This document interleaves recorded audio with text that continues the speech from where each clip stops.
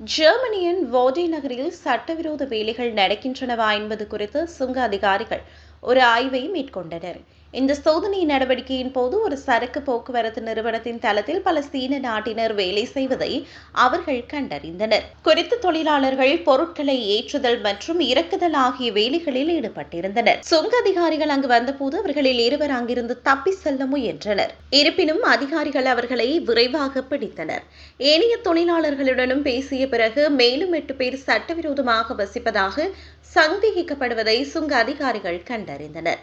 இந்நிலையில் தொடர்புடைய அனைத்து நபர்கள் மீதும் சுங்க அதிகாரிகள் குற்றவியல் விசாரணைகளை மேற்கொண்டனர். தொழிலாளர்களிடம் விசாரணை நடத்துவதற்கு மொழிபெயர்ப்பாளர்கள் அதிகாரிகளுக்கு உதவினர். இதனை அடுத்து மேலதிக நடவடிக்கைகளுக்காக அந்த நபர்கள் குடிவரவு அதிகாரிகளிடம் ஒப்படைக்கப்பட்டனர்.